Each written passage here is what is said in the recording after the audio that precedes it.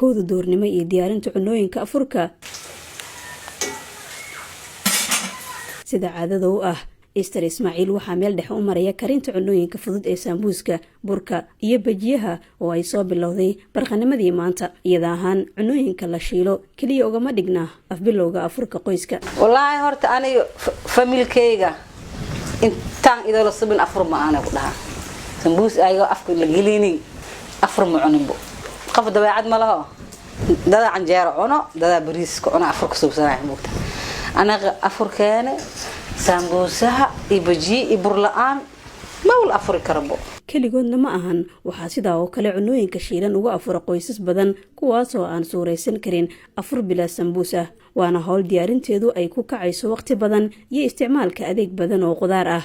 bocoraan soo jeed bariyaan bocorab la waayay qaar noqday moos bukeeni bariyaan awloor hadda waxna ay raqiis had bariyaan xabadii inkasta 3,000 iyo 4,000 noqotay aba 2,000 noo ahay. ha yeeshee sidaas oo ay tahay waa mid saabeyn taban oo dhinaca caafimaadka ah ay ka muujinayaan bahda caafimaadka marka ay noqoto ku afurka cunooyinka shiilan.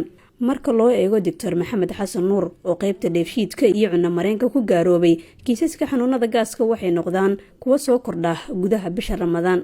qofku wuxuu dareemaa calaamadahaas xilliga Ramadaanka lagu jiro dadka badankiisu way dareemaan waxa keenna wax kale ma waxa waaye cuntadii ay cunayaan aan dheelitirnayn cunnada ay cunayaan dabcan Soomaaliyeed waxa taqaana si culture aan hawleenahay inaan cuntooyinka spice foodka iyo cunooyinka ay ku samaysan yihiin waxyaabaha fatska iyo hay'adfanka siiba cunooyinka sambuuska loo yaqaan Soomaalida sameeysto kale burka la shiilo kale cunooyinka yani deedeen qolaysa door hilib la shiilo kale sameeyay kulligood waxay yihiin waxyaabaha kiciyo calaamadahaas ku sheegayo qofku uu dareemo xanuun uu dareemo labo uu dareemo tag ku siyaadiyay kamid yihiin siiba qofka duu soonaay 12 saacadood uu noqoto wixii ugu horeeyay calooshiisa kale ee noqdaan kuwaas waxba ugu horeeyay qofka uu dareemo.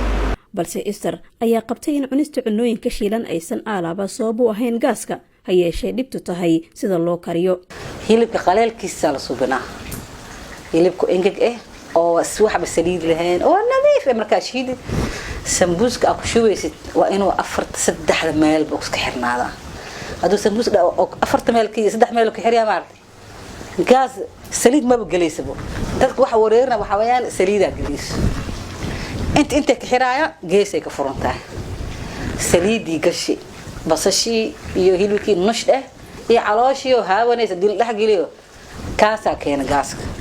Dr. Maxamed ayaa tilmaamaya waxa haboon inuu qofka sooman ku afbilowdo caafimaad ahaan. laakiin cunooyinka la amaano oo bahda nutritionka ay amaanaan qofka xilliga soonka uu ku jiro oo isticmaalo waxa uu fiican waxa waaye cunooyinka loo yani waxyaabo loo yaqaan fruits qudaarta qofka uu tufaax oo kale muuska oo kale qofka uu bilaabo cunnada kale fruitska anaga isticmaalno badankiis waxa u fiican dheefshiidka waaye. lama oga goortii ay Soomaalidu bilowday la qabsiga ku afurka cunooyinka shiilan waxaase la wada ogsoon yahay in dhibaato caafimaad ay kala kulmeen in badan oo sida hubaasha ka caagan inay ku afuraan maanta.